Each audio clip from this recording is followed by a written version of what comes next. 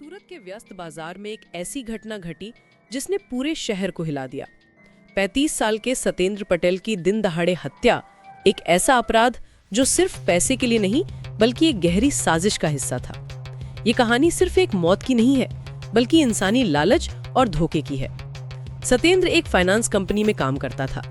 वो एक मेहनती और ईमानदार कर्मचारी था जो अपने काम को लेकर हमेशा गंभीर रहता था। उस दिन उसके साथ एक मोटी फाइल थी जिसमें सिर्फ पैसे नहीं बल्कि कुछ ऐसे गुप्त दस्तावेज भी थे जो कई लोगों की नौकरी और इज्जत दांव पर लगा सकते थे। ये दस्तावेज कंपनी के अंदरूनी फाइनेंशियल इरेगुलरिटीज के बारे में थे। सतेंद्र को पता था कि ये फाइल कितनी संवेदनशील है, लेकिन उसे नहीं पता था कि कोई उसकी जान के पीछे पड़ा है। सूरत का ये बाजार हमेशा चहल पहल से भरा रहता था। दुकानदार अपना सामान बेचने में व्यस्त थे, ग्राहक यहाँ वहाँ घूम रहे थे और हर तरफ आवाजों का शोर था। इसी भीड़ भाड़ के बीच सतेंद्र अपने काम से निकला था, बिल्कुल भी नहीं जानता था कि ये उसका आखिरी दिन होगा। दोपहर के 2 बजे के आसपास जब बाजार अपनी रौनक में था, सतेंद्र एक छोटी सी गली में दाखिल हुआ। ये गली आमतौर पर शांत रहती थी, मुख्य बाजार से अलग, जहाँ कम लोग आते जाते थे। लेकिन आज यहाँ कुछ अलग था। हवा में एक अजीब सा तनाव था। सतेंद्र को लगा कि जैसे कोई उसका पीछा कर रहा है। उसके कदम तेज हो गए, दिल की धड़कन बढ़ गई। उसने पीछे मुड़कर देखा तो कुछ आंखें उसे घूर रही थीं, जैसे शिकारी अपने शिकार को देखता है। अचानक किसी ने उसे जोर से धक्का दिया। सतेंद्र का संतुलन बिगड़ गया, उसका बैग गिर गया और सारे दस्तावेज हवा में उड़कर बिखर गए। कुछ कागजात गली की गंदगी में गिर गए। उसने चिल्लाकर कहा, मुझे मत छुओ, लेकिन हमलावर रुकने वाला नहीं था।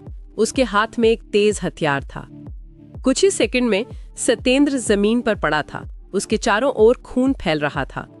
उसकी आंखें धीरे धीरे बंद हो रही थीं। हमलावर ने जल्दी से फाइल उठाई और भाग गया।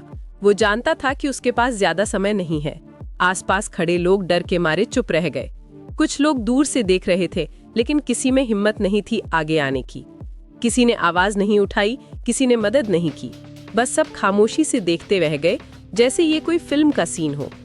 इंस्पेक्टर अजय देसाई को जब ये केस मिला तो उन्होंने तुरंत जांच शुरू की। देसाई एक अनुभवी पुलिस अधिकारी थे जो अपने धैर्य और बुद्धिमत्ता के लिए जाने जाते थे। सीसीटीवी कैमरे चेक किए गए, लेकिन फुटेज साफ नहीं था। कैमरे का एंगल सही नहीं था और क्वालिटी भी अच्छी नहीं थी। गवाह डर के मारे कुछ बोलने को तैयार नहीं थे। हर कोई अपनी जान की फिक्र में था। शुरुआती जांच में सतेंद्र के सहकर्मी रोहित पर शक हुआ। रोहित चाहता था कि सतेंद्र की प्रमोशन रद्द हो जाए। दोनों के बीच ऑफिस पॉलिटिक्स चल रही थी। रोहित को लगता था कि सतेंद्र उससे आगे निकल रहा है। जब पुलिस ने उससे पूछताछ की तो वो घबराकर बोला, मैं तो सिर्फ रास्ता देख रहा था, मैंने मार नहीं डाला। उसकी आवाज में डर साफ नजर आ रहा था। लेकिन इंस्पेक्टर देसाई को लगा कि कहानी में कुछ और भी है। उनका अनुभव कह रहा था कि ये केस इतना सिंपल नहीं है। दिनों तक जांच चलती रही। इंस्पेक्टर देसाई ने बाजार के हर कोने को खंगाला, हर दुकानदार से बात की, लेकिन कोई भी साफ जानकारी देने को तैयार नहीं था। सबको डर था कि कहीं वो भी निशाने पर ना आ जाए। असली सुराग तब मिला जब एक छोटी लड़की ने हिम्मत करके बताया। वो अपनी माँ के साथ मार्केट आई थी और सब कुछ देखा था। उसने कहा, मैंने देखा लड़का लाल टोपी वाला जो सचबुंदर फास्ट फूड के पास खड़ा था, वो तुरंत भाग गया।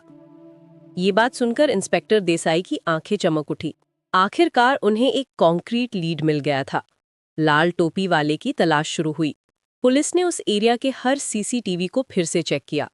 जल्द ही पता चला कि ये व्यक्ति सतेंद्र का पड़ोसी था और उसका फाइनेंशियल प्रतिद्वंदी भी। दोनों के बीच पैसे को लेकर पुराना विवाद चल रहा था। वो चाहता था कि सतेंद्र के पास जो सेंसिटिव इन्फॉर्मेशन है वो उसे मिल जाए। जब गहरी जांच हुई तो सच्चाई सामने आई। ये कोई अकेले व्यक्ति का काम नहीं था, बल्कि एक सुनियोजित साजिश थी।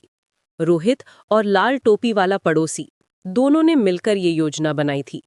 दोनों के अलग अलग मकसद थे, लेकिन टारगेट एक ही था, सतेंद्र और उसकी फाइल। रोहित का काम था सतेंद्र का ध्यान भटकाना और उसे उस गली में ले जाना। उसने सतेंद्र को कहा था कि वहां कोई इंपॉर्टेंट क्लाइंट मिलने वाला है। पड़ोसी का काम था हत्या करना और फाइल चुराना।